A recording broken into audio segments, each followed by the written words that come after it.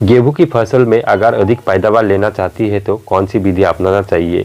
कौन सी समय में गेहूं का बुआई करने से बहुत अच्छा पैदावार मिलता है?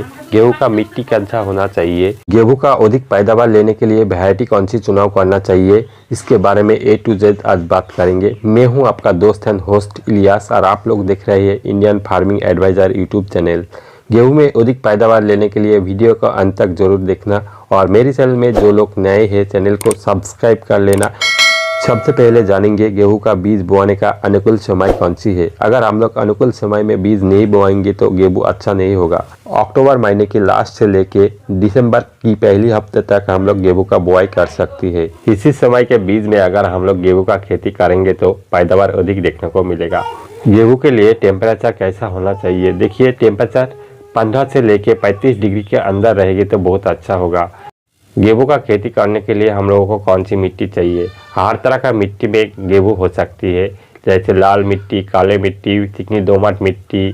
हर तरह का मिट्टी में हम लोग गेहूं का खेती कर सकती है। गेहूं का ज़मीन कैसे तैयार करना पड़ेगा?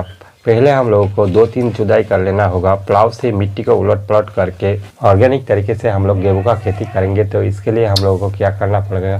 सड़े हुए गोबर की खाद 1 एकड़ में 3 से 4 टन छिड़काव करना पड़ेगा। छिड़काव करके उसके ऊपर फिर से एक बार रोटावेटर मार के मिट्टी को समतल कर लेना होगा। बीज के बुआई की आप लोग अगर छिड़काव पद्धति से करेंगे तो इसके लिए आप लोगों को क्या करना पड़ेगा? बीज को छिड़काव करके उसके ऊपर पाटा मार के समतल कर लेना होगा। अगर मशीन से करेंगे तो पहले पाटा मार के समतल करके फिर मशीन से बीज की बुआई करना पड़ेगा।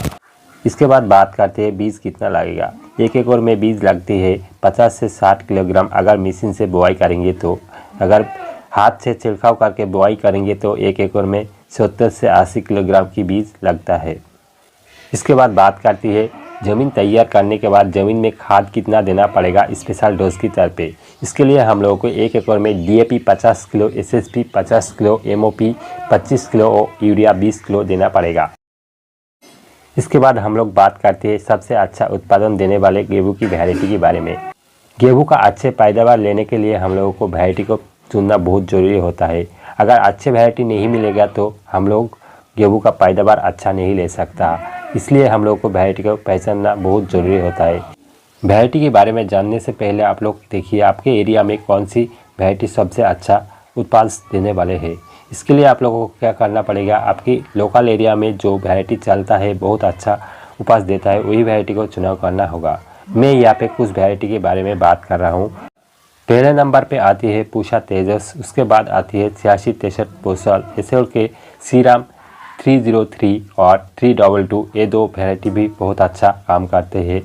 आप लोग अगर लेट बुआई करती है तो लेट बुआई के लिए हम 2 वैरायटी के बारे में बात करते हैं। ये भी बहुत अच्छा उपज देता है। पहले नंबर पे DBW 90 और PBW 373। ये दोनों वैरायटी को आप लोग चुनाव करके ज़मीन में बोआ सकते। गेहूं का खेत में सिंचाई हम लोग कैसे करेंगे? इसके लिए हम लोगों को क्या करना पड़ेगा? ढलाई से इस पद्धति यूज़ करना पड़ेगा। हम लोग स्प्रिंकलर से भी गेहूं का खेत में सिंचाई कर सकते हैं, लेकिन इसमें दिक्कत की बात यही होता है क्या गेहूं अच्छे देखने को नहीं मिलता है। जिस एरिया में पानी की ज़्यादा उपलब्ध है उस एरिया में आप लोग ढलाई से इस पद्धति यूज़ कीजिए। गेहूं में सबसे बड़ी दिक्कत की बात होता है पीलापन की समस्या। ये कई तरह से होते हैं। कभी कभी पोषक तत्व की कमी से होता है, मिट्टी में रहने वाले दीमक के कारण से भी ऐसी पीलापन दिखाई देता है। जमीन में ज़्यादा नमी रहने के टाइम पे अगर हम लोग गेहूं की बुआई करती है तो ये पीलापन की समस्या दिखाई देता है। गेहूं का जड़ों में निमाटोड आक्रमण करने से भी पीलापन की समस्या दिखाई देते हैं। इन सब के लिए हम लोगों को क्या करना पड़ेगा? सबसे पहले बात करते हैं पोषक तत्व की कमी। पोषक तत्व की कमी होने से हम लोगों को मुख्यतः पे नाइट्रोजन, जिंक और सल्फर की कमी होने से गेहूं में पीलेपन की समस्याएं दिखाई देती है। इसलिए हम लोगों को क्या करना पड़ेगा? इस टाइम पे हम लोगों को नाइट्रोजन, जिंक और सल्फर की कॉम्बिनेशन के एक साथ मिक्स करके जमीन में प्रयोग करना पड़ेगा।